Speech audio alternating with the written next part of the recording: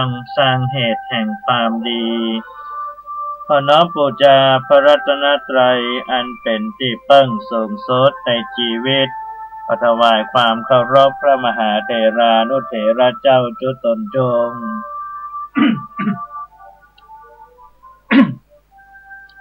ได้มีพระเดชพระคุณหลวงพ่อพระเทพโกศลหลวงพ่อที่ปรึกษา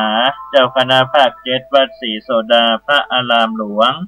เป็นเก้าเป็นประธานพระเดชพระคุณหลวงพ่อพระเทพปริยัติหลวงพ่อเจ้าคณะจังหวัดเชียงใหม่พระเดชพระคุณหลวงพ่อพระเทพสิงหวราจารย์หลวงพ่อรองเจ้าคณะจังหวัดเชียงใหม่ฝ่ายงานเผยแผ่หลวงพ่อพระครูโกศิษฐ์ประยัตยาภรณ์พ่อเจ้าคณะตำบลสุเทพเขต1วัดป่าแดงมหาวิหารหลวงพ่อพระครูปริยัติญาณุสารพ่อรองเจ้าคณะอำเภอเมืองเชียงใหม่วัดฝ่ายหินครูบาอาจารย์เจ้าจุตนจุองค์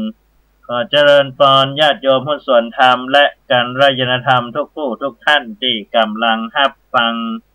สถานีวิทยุกระจายเสียงพระพุทธศาสนาแห่งชาติและสังคม FM 104.50 เมกะเฮิรตซ์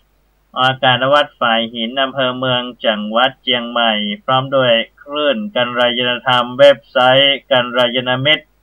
เสียงตามสายห่อกระจายข่าวทุกวัดทุกว่าทุกหมู่บ้านตวยเช้าวันนี้หลังจากที่ได้ฟังน้ำฟังธรรมในรายการมรดกธรรมกำเมืองขอท่านอาจารย์พระครูวิสิทธิ์ศรีลาภรณ์วัดวังสิงห์คำรายการธรรมะเพื่อประชาชนขอท่านอาจารย์พระครูธีรสุตโพธิ์สวตุเจ้าหลวงวัดม่อนแสนสุขจบลงเป็นที่บรมวลไปเรียบร้อยแล้วก็มาพบปะอุจากันในรายการเสียงจากชุมชนป่าแดงและสันทรายหลวงเป็นประจำ 8 โมงถึง 8 โมงครึ่งโดยประมาณวันนี้พบกันในวันศุกร์สุดสัปดาห์ที่ 17 เดือนสิงหาคมพุทธศักราช 2561 นะวันนี้เป็นวันศุกร์วันพรุ่งนี้เป็นวันเสาร์และวันอาทิตย์เริ่มต้นรายการด้วยพุทธศาสนสุภาษิตประจำวันประจำเจ้าวันนี้นำเสนอพุทธศาสนสุภาษิตในบทที่ว่าอโหรัตตมะตันทิตังตังเวพัทเทกะรัตโตติอโหรัตตมะตันทิตังตังเวพัทเทกะรัตโตติแปลใจความเป็นภาษาไทยว่าคนขยันทั้งคืนทั้งวันไม่ซึมเศร้าเรียกว่ามีแต่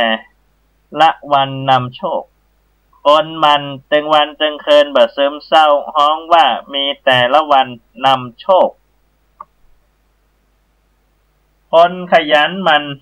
ทั้งคืนทั้งวันไม่ซึมเศร้าอันนี้หมายถึงว่าต้องขยันทั้งวันทั้งคืนนี่มันจะว่ายะการวันค่ำคืนห้อง24 ชั่วโมงอีนะอันนี้บัดใจละนะเหมือนภัยหลายคนเหมือนที่เป็นข่าวมานี่กับใจเนี่ยนะคือขยันรู้เวลานะใช้เวลาให้คุ้มค่าที่สุดนะทั้งวันทั้งคืนนี่ความหมายก็คือว่าใน1 วันนั้นนะการงานใดก็ตามที่เป็นความรับผิดชอบของเราก็ควรจะทำอย่างเต็มที่ใช้ความทุ่มเททั้งสติปัญญากำลังกายกำลังใจทำด้วยความร่าเริงด้วยความเต็มใจไม่ใช่ทำแล้วเกิดความซึมเศร้าโมโหโกรธเกลียดมันไม่ใช่เพราะนั้นในพุทธศาสนาสุภาษิตในบทนี้นี่องค์สมเด็จพระบรมศาสดาสัมมาสัมพุทธเจ้าพระองค์ท่านทรงตรัสเพื่อที่จะให้กำลังใจคนที่ขยันหมั่นเพียรในการทำหน้าที่ของตัวเก่าบ่ว่าเรื่องใดก็ตามทำด้วยความเต็มใจด้วยความร่าเริงด้วยความสุขุมรอบคอบด้วยการไตร่ตรองคิดไข้ควรให้ดีแล้วทำตลอดเป็นประจำนั่นแหละคือ เพราะว่าเป็นวันที่มีโชคอันนี้ก็เป็น พุทธศาสนาสุภาษิตหลายคนบอกว่าโจกไปแต่ว่าละนี่นะวาที่16แบบก็ให้กำลังใจกับทุกท่านที่ทำการทำงานด้วยความขยันหมั่นเพียรเอาใจใส่ในหน้าที่ของตัวเก่าอย่างเต็มที่ตามความสามารถวันหนึ่งก็จะประสบความสำเร็จได้กรมอุตุนิยมวิทยาได้รายงานพยากรณ์อากาศ24 ชั่วโมงตั้งหน้าว่าประเทศไทยยังคงมีฝนตกเป็นบริเวณกว้าง ทั่วทุกภาคของประเทศเนื่องด้วยว่ามรสุมตะวันตกเฉียงใต้กำลังแรงพัดปกคลุมทะเลอันดามันประเทศไทยอ่าวไทยและมีพายุโซนฮอนเบบินคาบริเวณอ่าวตังเกียของประเทศเวียดนามตอนนี้ก็ส่งผลกระทบต่อประเทศไทยตอนบนภาคเหนือภาคอีสานในช่วงวันที่17 ถึง 18วันนี้และวันพรุ่งนี้จะทำให้บริเวณภาคเหนือภาคอีสานภาคตะวันออกภาคใต้มีฝนตกต่อเนื่องกันสำหรับภาคเหนือเจ้าวันนี้ถึงเจ้าวันพรุ่งนี้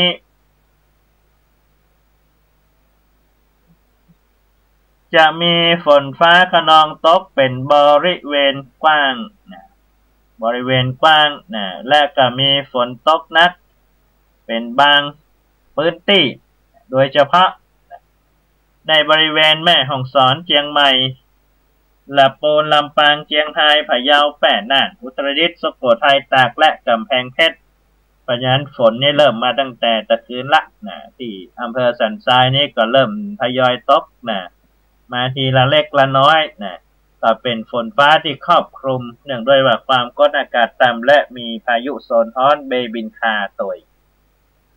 ก็ต้องระมัดระวังเรื่องของการใช้ชีวิตในหน้าฝนต่างๆเหล่านี้เป็นต้น กรรมวัดประจำวันในเจ้าวันนี้นำเสนอกรรมว่าวิกาลโพธวิกาลโพธนั้นแปลว่าอาหารที่กินในเวลาวิกาลการกินอาหารในยามวิกาลถ้าว่าไปยามวิกาลกับเมื่อคืนประมาณดึกในตอนดึกถ้าว่าด้วยทั่วไป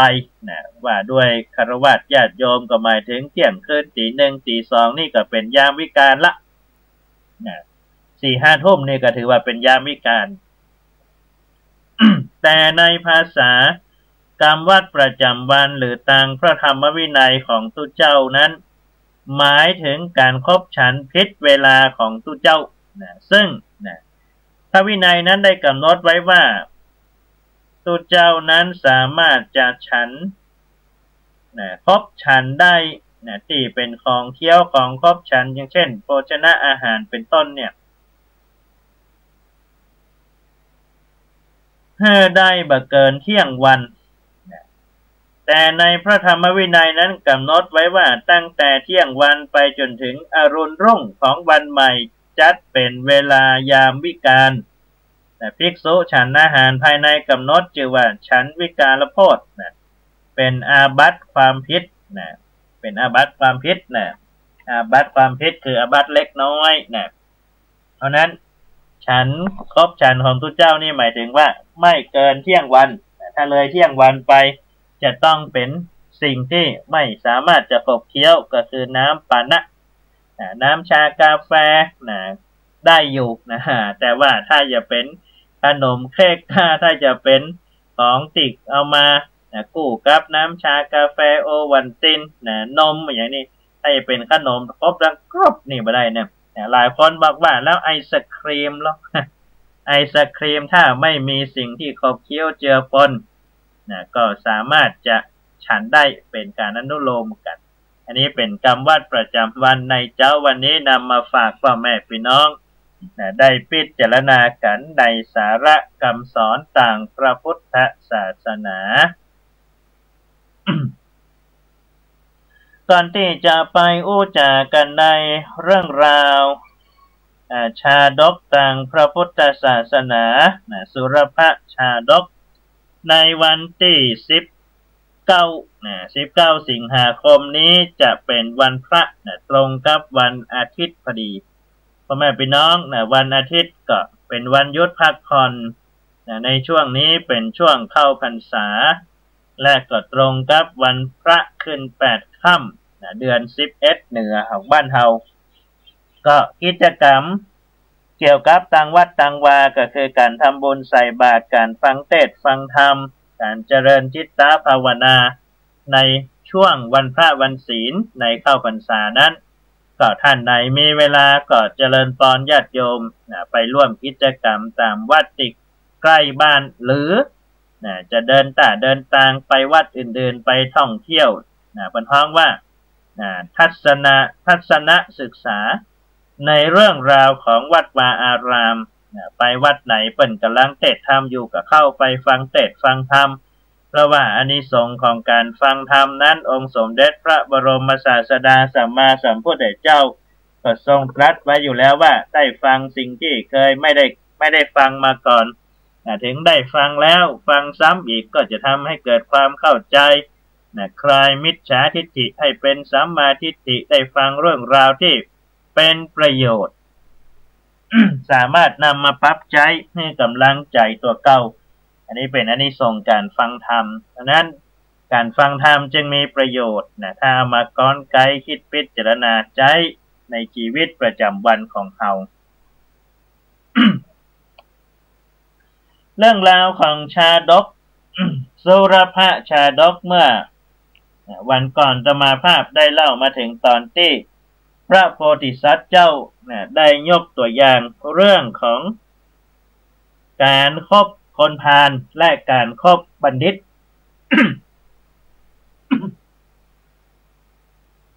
การคบคนพาลและคบบัณฑิตนั้นในหลักทางพระพุทธศาสนาพระพุทธองค์ก็ทรงตรัสไว้ในมงคลสูตรว่าคบคนพาลไปหาพิษคบบัณฑิตพาไปหาผลเจ้าชายสุรพพระมหาสัตว์เจ้าก็ได้ยกตัวอย่างการคบคนพาลไปแล้วตอนนี้ก็มาถึงตัวอย่างของการคบบัณฑิต สุมาภัยกะแอมกะไอหลายเตื้อเนื่องจากว่าเสียงบ่ค่อยสมบูรณ์เท่าใด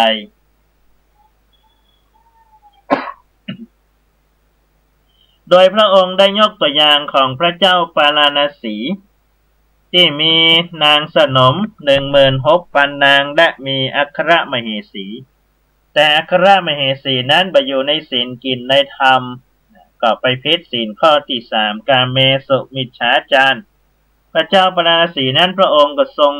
อับอายพระทัยเป็นอย่างยิ่งก็เลยเกิดอยากจะออกจากบ้านจากเมืองปาราณสี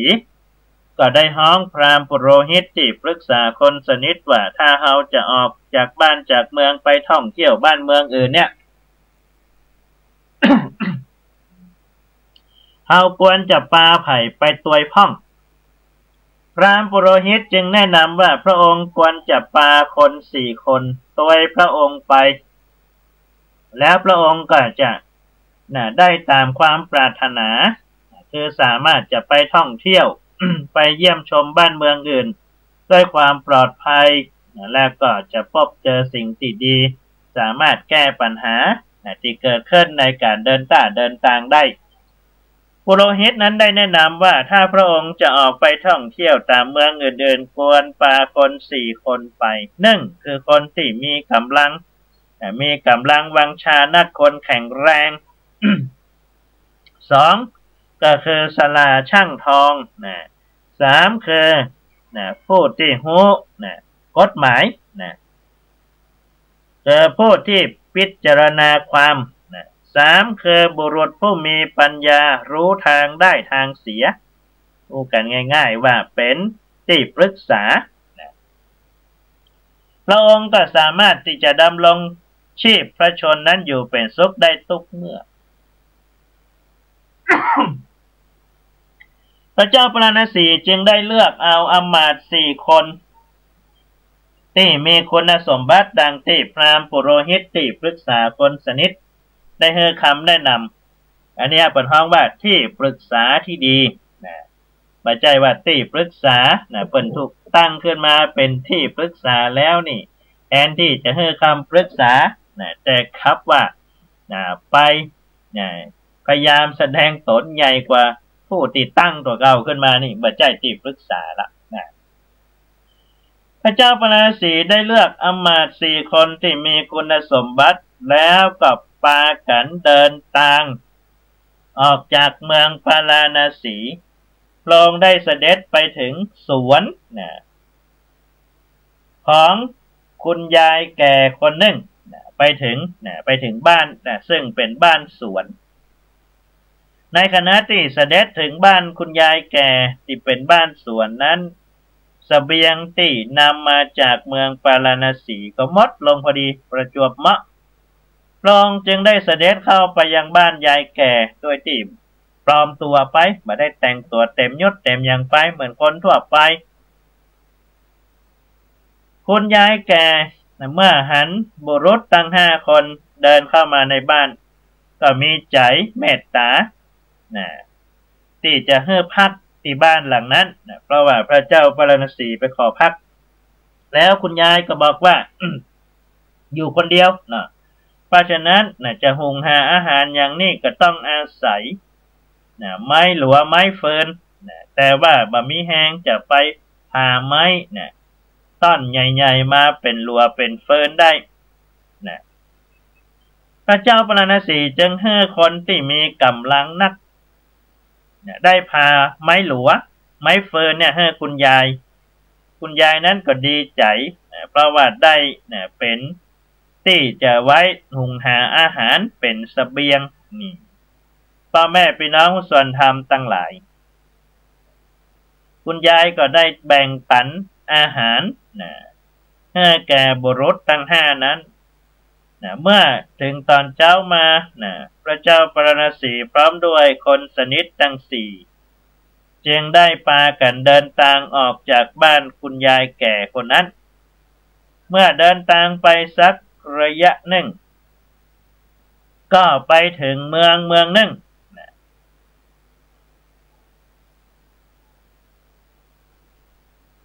นายช่างทองที่เป็นคนติดตามพระเจ้าปาราณสีก็หันว่าบัดนี้เงินคำที่เตรียมมาไว้ใช้จ่ายในการเดินทางใกล้จะหมดแล้วจึงใช้ความสามารถของตัวเก่าไปรับจ้างร้านทองในการทำเครื่องประดับทองคำไปรับจ้าง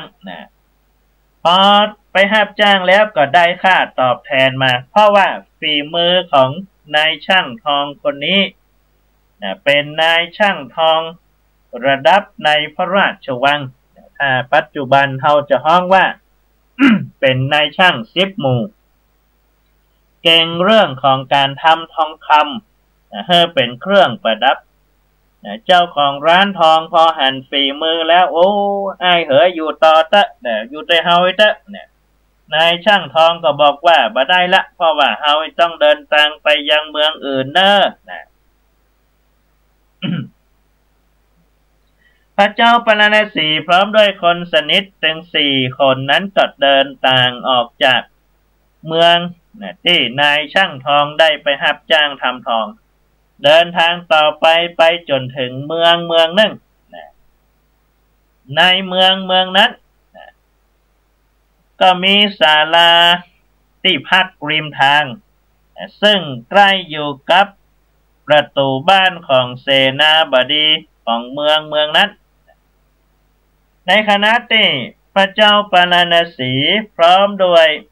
คนสนิททั้ง4ได้พักเหนื่อยพักอิฐในศาลา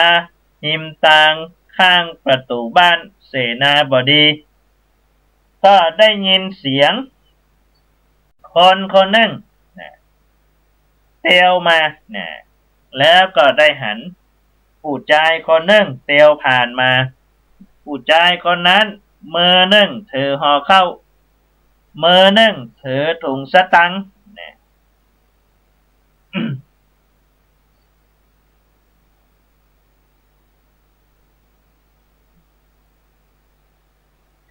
ในขณะที่เดินมานั้นนะ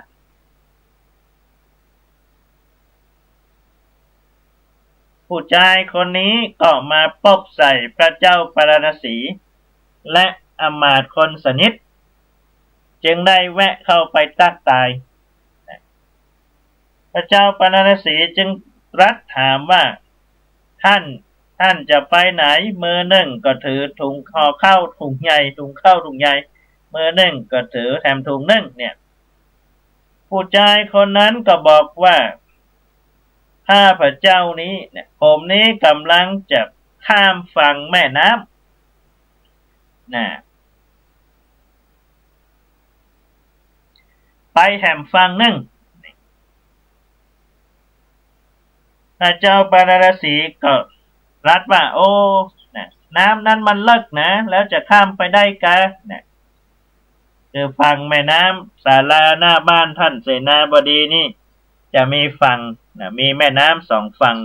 ไกลพอสมควรเหมือนแม่น้ำปิงบ้านเฮานะผู้ชายคนนั้นก็บอกว่าบ่เป็นหยังข้ามได้สบายนี่นะพอพ้นจากการสนทนากันผู้ชายคนนั้นก็ข้ามน้ำไปพ่อแม่พี่น้องส่วนธรรมพอข้ามไป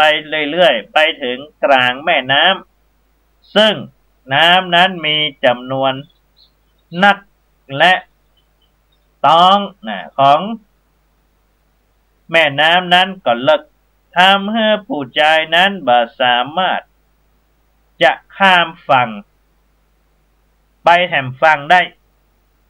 ก็เลยเอิ้นขึ้นมาจากแม่น้ำว่าตอนนี้มีไผพอจะช่วยเฮาได้ก่อนน้ำมันเลิกเฮาบ่สามารถจะข้ามน้ำได้ละจะจมละพระมหาสัจเจ้าพระเจ้าปาราณสีจึงสั่งให้อมาตย์ผู้มีกำลังนักได้ว่ายน้ำขึ้นไปช่วยผู้ชายคนนั้นให้ข้ามฝั่งพอผู้ชายคนนั้นได้รับการช่วยเหลือให้ข้ามฝั่งไปแล้วจึงเกิดถึงบุญคุณของคนที่ช่วยเหลือถ้ามีคนช่วยก็จมน้ำไปละก็เลยบอกว่าขอบคุณที่ท่านได้พาเฮาข้ามแม่น้ำมาเฮาจะตอบแทนด้วยเงินคำแก่ท่านอมาตย์ผู้มีกำลังติดไปช่วยให้ผู้ชายคนนี้ข้ามฝั่งไปอย่างปลอดภัยนั้นก็บอกว่าเฮาบ่ฮับเฮายินดีที่จะช่วยท่าน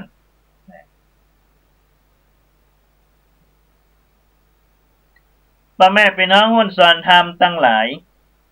ผู้ชายคนนั้นแทนที่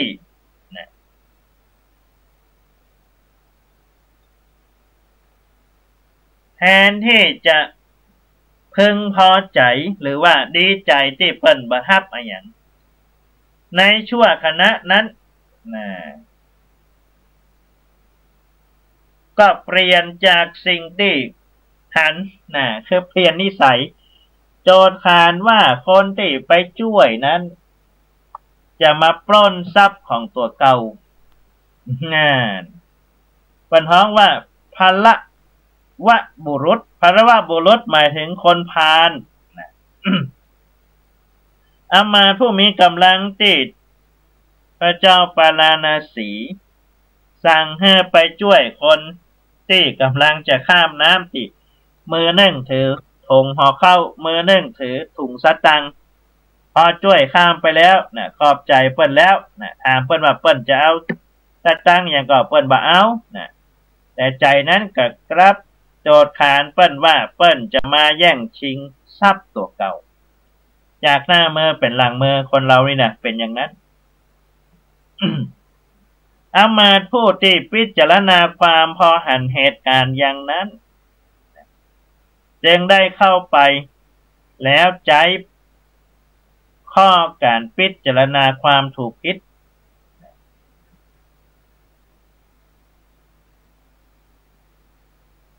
อมาตย์ผู้เป็นนักกฎหมายนั้นจึงได้พิจารณาความว่าสิ่งที่ผู้ชายคนนี้ ทำกับเพื่อนอมาตย์ผู้มีกำลังแทนที่จะได้ขอบอกขอบใจแล้วจากไปรับโจทย์ขานเปิ้นว่าเปิ้นเป็นคนที่จะมาปล้นจี้ของตัวเก่าปัจจัยวิชาในการพิจารณาความ วินิจฉัยบุรุษผู้ข้ามน้ำไปแล้วข้ามบ่พ้นนั้นเมื่อการว่า